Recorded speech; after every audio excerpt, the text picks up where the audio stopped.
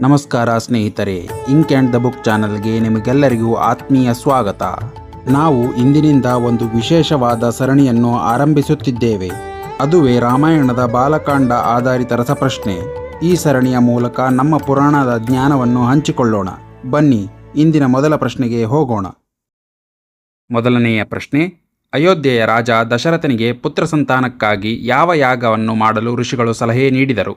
A. ಅಶ್ವಮೇಧ ಯಾಗ, B. ಪುತ್ರಕಾಮೇಷ್ಟಿ ಯಾಗ, C. Rajasuya ಯಾಗ, ಡಿ. ಸರ್ಪಯಾಗ. ನಿಮ್ಮ ಸಮಯ ಪ್ರಾರಂಭ.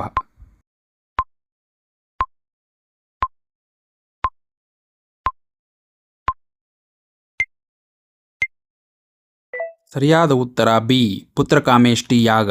ರಾಜ ದಶರಥರಿಗೆ ಮಕ್ಕಳಿಲ್ಲದ ಕಾರಣ ಆತನು ತುಂಬಾ ಚಿಂತಿತನಾಗಿದ್ದನು. ಆಗ ಕುಲಗುರು ವಸಿಷ್ಠರ ಮಾರ್ಗದರ್ಶನದಂತೆ ವೃಷಶೃಂಗ ಮುನಿಗಳು ದಶರಥನಿಗೆ ಪುತ್ರಕಾಮೇಷ್ಟಿ ಯಾಗವನ್ನು ಮಾಡಿಸಿದರು. ಎರಡನೆಯ ಪ್ರಶ್ನೆ, ದಶರಥ ಮಹಾರಾಜನಿಗೆ ಪುತ್ರಕಾಮೇಷ್ಟಿ ಯಾಗವನ್ನು ಮಾಡಿಸಿದ ಋಷಿಗಳು ಯಾರು? ಎ. ವಿಶ್ವಾಮಿತ್ರ ಮುನಿಗಳು, ಬಿ. ವಸಿಷ್ಠ ಮಹರ್ಷಿಗಳು, ಸಿ. ವೃಷಶೃಂಗ ಮುನಿಗಳು, ಡಿ. ಅಗಸ್ತ್ಯ ಮುನಿಗಳು. ನಿಮ್ಮ ಸಮಯ ಪ್ರಾರಂಭ.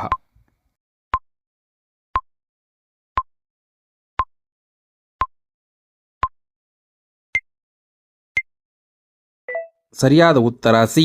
ವೃಷಶೃಂಗ ಮುನಿಗಳು. ಮೂರನೆಯ ಪ್ರಶ್ನೆ, ಶ್ರೀರಾಮಚಂದ್ರನು ಯಾವ ನಕ್ಷತ್ರದಲ್ಲಿ ಜನಿಸಿದನು? A. Rohini, B. Punarvasu, C. Ashwini, D. Makha. ನಿಮ್ಮ ಸಮಯ ಪ್ರಾರಂಭ.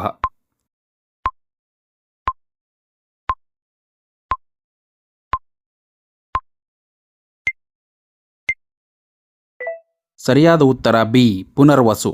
ರಾಮಾಯಣದ ಪ್ರಕಾರ ಶ್ರೀರಾಮನು ಚೈತ್ರ ಮಾಸದ ಶುಕ್ಲ ಪಕ್ಷದ ನವಮಿಯಂದು ಪುನರ್ವಸು ನಕ್ಷತ್ರ ಮತ್ತು ಕರ್ಕಾಟಕ ಲಗ್ನದಲ್ಲಿ ಜನಿಸಿದನು. ಆ ದಿನವೇ ರಾಮನವಮಿ. ನಾಲ್ಕನೆಯ ಪ್ರಶ್ನೆ, ವಿಶ್ವಾಮಿತ್ರ ಮಹರ್ಷಿಗಳು ರಾಮಲಕ್ಷ್ಮಣರನ್ನು ತಮ್ಮೊಂದಿಗೆ ಕಾಡಿಗೆ ಏಕೆ ಕರೆದೊಯ್ದರು? ಎ. ಬೇಟೆ ಕಲಿಸಲು, ಬಿ. ತಮ್ಮ ಯಾಗವನ್ನು ರಾಕ್ಷಸರಿಂದ ರಕ್ಷಿಸಲು, ಸಿ. ರಾಜ್ಯ ಸುತ್ತಿಸಲು, ಡಿ. ಗುರುಕುಲವಾಸಕ್ಕಾಗಿ. ನಿಮ್ಮ ಸಮಯ ಪ್ರಾರಂಭ.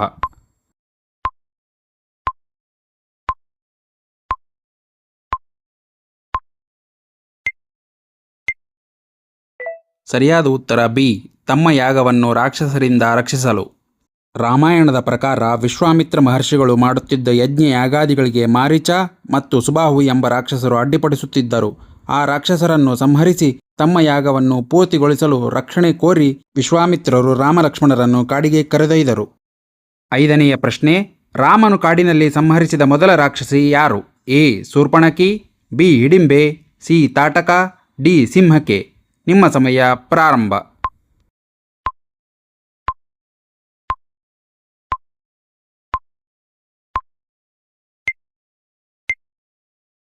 ಸರಿಯಾದ ಉತ್ತರ ಸಿ. ತಾಟಕ.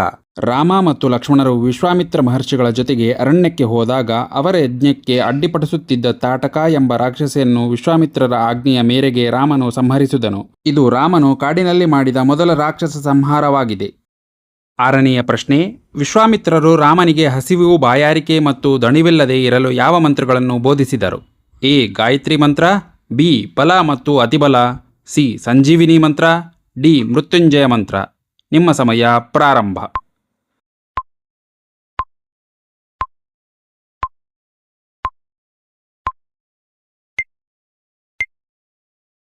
ಸರಿಯಾದ ಉತ್ತರ ಬಿ. ಬಲ ಮತ್ತು ಅತಿಬಲ. ವಿಶ್ವಾಮಿತ್ರ ಮಹರ್ಷಿಗಳು ರಾಮಲಕ್ಷ್ಮಣರಿಗೆ ಹಸಿವು, ಬಾಯಾರಿಕೆ ಮತ್ತು ಆಯಾಸ ಆಗದಂತೆ ತಡೆಯಲು ಬಲ ಮತ್ತು ಅತಿಬಲ ಎಂಬ 2 ವಿಶಿಷ್ಟ ಮಂತ್ರಗಳನ್ನು ಬೋಧಿಸಿದರು. ಏಳನೆಯ ಪ್ರಶ್ನೆ, ಗೌತಮ ಮಹರ್ಷಿಗಳ ಶಾಪದಿಂದ ಕಲ್ಲಾಗಿದ್ದ ಅಹಲ್ಯೆಗೆ ಯಾರ ಪಾದದ ಧೂಳಿನಿಂದ ಪುನರ್ಜನ್ಮ ಸಿಕ್ಕಿತು? A. Lakshmana, B. Shrirama, C. Bharata, D. Vishwamitra. ನಿಮ್ಮ ಸಮಯ ಪ್ರಾರಂಭ.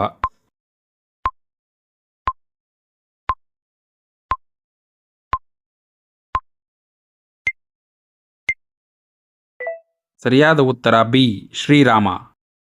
ಎಂಟನೆಯ ಪ್ರಶ್ನೆ, ಜನಕ ಮಹಾರಾಜನ ಬಳಿ ಇದ್ದ ಶಿವಧನಸ್ಸಿನ ಹೆಸರೇನು? A. Gandiva, B. Sharanga, C. Pinaka, D. Vijaya. ನಿಮ್ಮ ಸಮಯ ಪ್ರಾರಂಭ.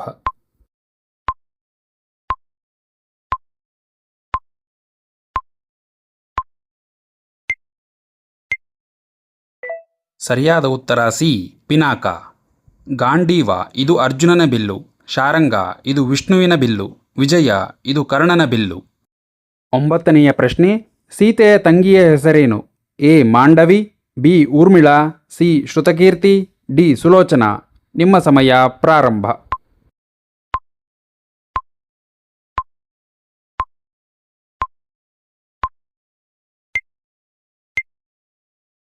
ಸರಿಯಾದ ಉತ್ತರ ಬಿ ಊರ್ಮಿಳಾ. 10ನೆಯ ಪ್ರಶ್ನೆ.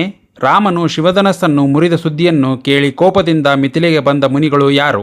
ಎ ದುರ್ವಾಸ ಮುನಿಗಳು, ಬಿ ಪರಶುರಾಮರು, ಸಿ ನಾರದ ಮುನಿಗಳು, ಡಿ ವ್ಯಾಸ ಮಹರ್ಷಿಗಳು. ನಿಮ್ಮ ಸಮಯ ಪ್ರಾರಂಭ.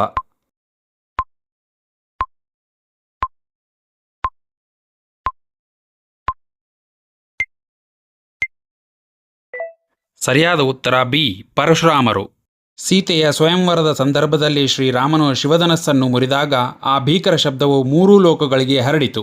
ಶಿವನ ಪರಮಭಕ್ತನಾದ ಪರಶುರಾಮರು ತಮ್ಮ ಗುರುವಿನ ಬಿಲ್ಲು ಮುರಿದ ವಿಷಯ ಕೇಳಿ ಅತ್ಯಂತ ಕೋಪದಿಂದ ಮಿಥಿಲೆಗೆ ಧಾವಿಸಿದರು. ನಂತರ ಶ್ರೀರಾಮನ ದಿವ್ಯ ರೂಪವನ್ನು ಕಂಡು ಅವರ ಕೋಪವೆಲ್ಲ ಶಾಂತವಾಯಿತು. ಸ್ನೇಹಿತರೆ, ಈ ಪ್ರಶ್ನೆಗಳು ನಿಮಗೆ ಇಷ್ಟವಾಗುತ್ತಿದ್ದರೆ ದಯವಿಟ್ಟು ವಿಡಿಯೋವನ್ನು ಲೈಕ್ ಮಾಡಿ. ನೀವು ಎಷ್ಟು ಪ್ರಶ್ನೆಗಳಿಗೆ ಸರಿಯಾದ ಉತ್ತರ ನೀಡಿದ್ದೀರಿ ಎಂದು ಕೊನೆಯಲ್ಲಿ ಕಮೆಂಟ್ ಮಾಡಲು ಮರೆಯಬೇಡಿ. ಈಗ ಮುಂದಿನ ಪ್ರಶ್ನೆ. 11ನೆಯ ಪ್ರಶ್ನೆ.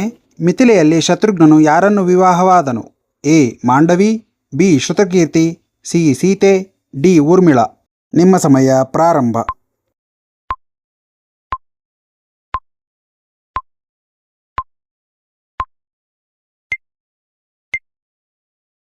ಸರಿಯಾದ ಉತ್ತರ ಬಿ ಶ್ರುತಕೀರ್ತಿ. ರಾಮಾಯಣದ ಪ್ರಕಾರ ಶತ್ರುಘ್ನನು ಕುಶಧ್ವಜನ ಮಗಳಾದ ಶ್ರುತಕೀರ್ತಿಯನ್ನು ವಿವಾಹವಾದನು. 12ನೆಯ ಪ್ರಶ್ನೆ. ರಾಮಾಯಣದ ಬಾಲಕಾಂಡದ ಪ್ರಕಾರ ಗಂಗೆಯನ್ನು ಸ್ವರ್ಗದಿಂದ ಭೂಮಿಗೆ ತಂದವರು ಯಾರು?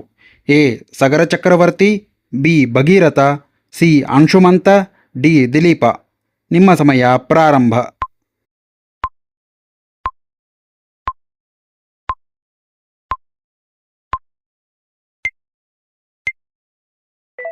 ಸರಿಯಾದ ಉತ್ತರ ಬಿ ಭಗೀರಥ. ಭಗೀರಥನು ತನ್ನ ಪೂರ್ವಜರ ಉದ್ಧಾರಕ್ಕಾಗಿ ಕಠೋರ ತಪಸ್ಸು ಮಾಡಿ ಗಂಗೆಯನ್ನು ಸ್ವರ್ಗದಿಂದ ಭೂಮಿಗೆ ತಂದನು. ಆದುದರಿಂದಲೇ ಗಂಗೆಗೆ ಭಾಗೀರಥಿ ಎಂದು ಹೆಸರು ಬಂದಿತು. 13ನೆಯ ಪ್ರಶ್ನೆ. ವಿಶ್ವಾಮಿತ್ರರು ಕ್ಷತ್ರಿಯ ರಾಜನಿಂದ ಬ್ರಹ್ಮರ್ಷಿಯಾಗಲು ಯಾರ ಕಾಮಧೇನುವನ್ನು ಪಡೆಯಲು ಪ್ರಯತ್ನಿಸಿ ವಿಫಲರಾದರು? ಎ ವಸಿಷ್ಠ ಮುನಿಗಳು, ಬಿ ಕಪಿಲ ಮುನಿಗಳು, ಸಿ ಅತ್ರಿ ಮುನಿಗಳು, ಡಿ ಜಮದಗ್ನಿ ಮುನಿಗಳು. ನಿಮ್ಮ ಸಮಯ ಪ್ರಾರಂಭ.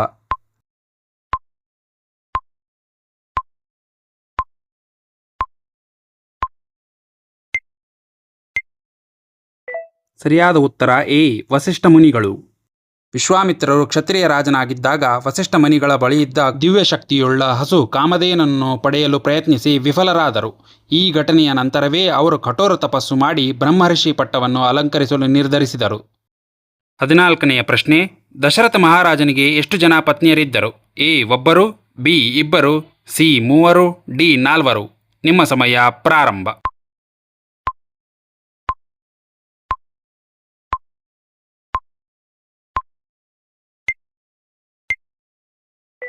ಸರಿಯಾದ ಉತ್ತರ ಸಿ 3. ಇವರ ಪತ್ನಿಯರ ಹೆಸರು ನಿಮಗೆ ತಿಳಿದಿದ್ದರೆ ಕಮೆಂಟ್ನಲ್ಲಿ ತಿಳಿಸಿ. 15ನೆಯ ಪ್ರಶ್ನೆ. ತಾಟಕೆಯ ಮಗನ ಹೆಸರೇನು? ಇವನು ರಾಮನ ಬಾಣದ ಏಟಿಗೆ ಸಿಕ್ಕಿ 100 ಯೋಜನೆ ದೂರದ ಸಮುದ್ರಕ್ಕೆ ಎಸೆಯಲ್ಪಟ್ಟ. A Subahu, B Maricha, C Khara, D Dushana. ನಿಮ್ಮ ಸಮಯ ಪ್ರಾರಂಭ.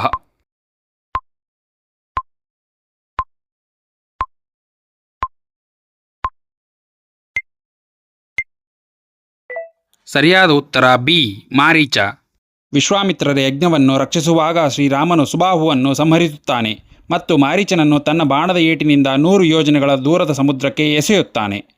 ಇಂದಿನ ಬಾಲಕಾಂಡದ ಈ ಭಾಗ ನಿಮಗೆ ಇಷ್ಟವಾಗಿದೆ ಎಂದು ಭಾವಿಸುತ್ತೇನೆ. ನೀವು ಎಷ್ಟು ಸ್ಕೋರ್ ಮಾಡಿದ್ದೀರಿ ಎಂದು ಕೆಳಗಡೆ ತಿಳಿಸಿ. ಮುಂದಿನ ಭಾಗವಾದ ಅಯೋಧ್ಯಾಕಾಂಡದ ಪ್ರಶ್ನೆಗಳು ಹೆಚ್ಚು ಆಸಕ್ತಿದಾಯಕವಾಗಿರುತ್ತವೆ.